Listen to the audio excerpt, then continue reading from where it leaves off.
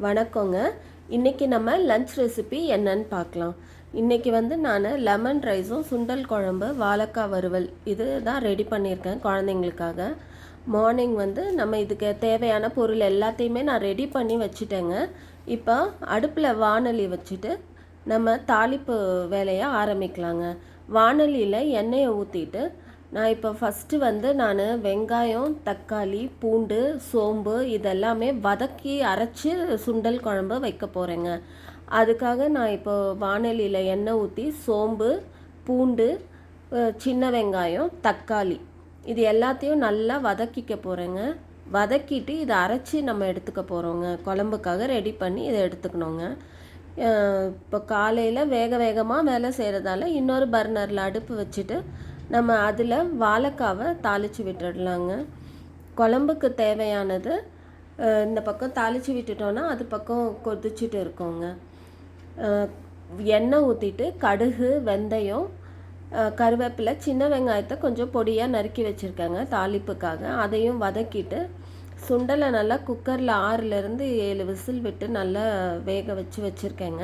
இது வீட்டிலே அரைச்ச மிளகாய் பொடிங்க. அதை எண்ணெயில் போட்டு லேசாக வதக்கிட்டு நம்ம சுண்டல் வேக வச்சோம்லங்க அந்த தண்ணியும் அதில் ஊற்றிட்டு இப்போ சுண்டலையும் அதில் சேர்த்துக்கலாங்க. சுண்டலையும் சேர்த்துட்டு நம்ம தேவையான அளவு உப்பு போட்டுட்டு எல்லாத்தையும் நல்லா கலந்து விட்டுட்டு நம்ம அதை கொதிக்க விட்டுடலாங்க. அதுக்குள்ளே இந்த பக்கம் நம்ம மசாலாவையும் அரைச்சிட்டு வந்துடலாங்க. வதக்கி வச்சுருக்கோம் இல்லையா, அதையும் அரைச்சிட்டு வந்துடலாம். வாழைக்காவையும் வறுக்கிறதுக்காக நம்ம ரெடி பண்ணிடலாங்க.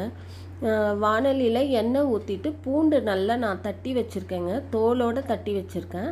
அந்த தட்டி வச்ச பூண்டை நம்ம அதில் சேர்த்துட்டு கருவேப்பிலையும் சேர்த்துக்கலாங்க. இப்போ வாழைக்காவை கட் பண்ணி வச்சுருக்கேன். அதை அதில் சேர்த்து நல்லா ஃப்ரை பண்ணி எடுத்துக்கலாங்க. சால்ட்டு, கொஞ்சம் வீட்டில் நம்ம ரெடி பண்ண மிளகாய் பொடி, மஞ்சத்தூள் எல்லாம் போட்டு அதை ஒரு பெரட்டி விட்டுட்டு ஒரு 2 நிமிஷம் வெயிட் பண்ணோன்னா அது எல்லாம் ஒன்று சேர்ந்து வந்துடுங்க. அதில் லைட்டாக நம்ம தண்ணி தெளிச்சுக்கணுங்க. நிறைய தண்ணி விட்டோன்னா வாழைக்காய் டக்குன்னு குழஞ்சி போயிடுங்க. சும்மா ஒரு கைப்பிடி அளவு நம்ம தண்ணியை அதில் தெளித்து விட்டோன்னா டக்குன்னு வெந்துடுங்க.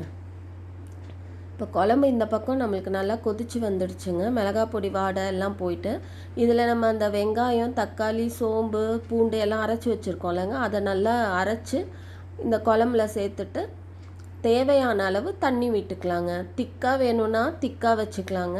நம்மளுக்கு கொஞ்சம் தண்ணியாக இருந்தால் நல்லாயிருக்கும்னா தண்ணியாக வச்சுக்கலாம். நான் எங்கள் வீட்டில் நாங்கள் எப்படி பிடிக்குமோ அந்த அளவுக்கு நான் தண்ணி சேர்த்து ஒரு அளவுக்கு மீடியமாக வச்சுருக்கேங்க. எல்லாத்தையும் சேர்த்து கலந்து விட்டு இன்னும் ஒரு 5-10 நிமிஷம் கொதிக்க விட்டோன்னா குழம்பு ரெடி ஆகிடுங்க.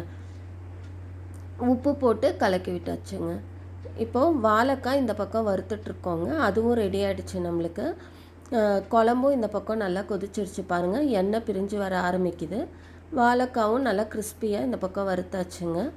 இப்போது லெமன் ரைஸ்க்காக கொஞ்சம் தாளிப்பு செய்கிறேங்க. நான் வாணலியில் எண்ணெய் விட்டுட்டு கடுகு, கடலைப்பருப்பு, பச்சை மிளகாய், கருவேப்பிலை எல்லாத்தையும் தாளிச்சிக்கலாங்க. பெருங்காயம் கொஞ்சம் போட்டால் நல்லா வாசனையாக இருக்குங்க. போட்டு எல்லாத்தையும் தாளிச்சிட்டு ஒரு லெமனை நான் கிண்ணத்தில் பிழிஞ்சு வச்சுருக்கேங்க. அந்த லெமனோடைய சால்ட்டும் மஞ்சத்தூளும் போட்டு கலந்து வச்சுருக்கேங்க. அதை இப்போ நம்ம தாளிப்பில் ஊற்றிக்கலாங்க. நான் ஏன் இப்படி கரண்டி வச்சு ஊற்றுறேன்னா, ஒரு சின்ன லெமனில் இருக்க கொட்டை அதில் விழுந்துடுச்சுனாலும் கசப்பு ஜாஸ்தியாக இருக்குங்க. அது வடிகட்டினா மாதிரி இருக்கும். நம்மளுக்கு தெரியாமல் ஏதாவது 1-2 விழுந்துருன்றதுக்காக அந்த மாதிரி நான் வடிகட்டி விடுறேங்க. இதை தாளிச்சுட்டு சாதத்தை கிளறிடலாங்க. கருவேப்பிலை, கொத்தமல்லி சேர்த்தோன்னா நல்லா வாசனையாக இருக்கும். வாழைக்காய் ரெடி ஆகிடுச்சுங்க. வாழைக்காய் பாருங்கள் நல்லா கிறிஸ்பியாக மொறுன்னு வந்துடுச்சுங்க. இப்போ லஞ்ச் பாக்ஸை நம்ம பேக் பண்ணிடலாங்க. லெமன் ரைஸு, வாழைக்காய் வறுவல், இந்த பக்கம் சுண்டல் குழம்பு, தயிர், சாதம், வாழைக்காய் வறுவல் எல்லாம் ரெடி ஆகிடுச்சு.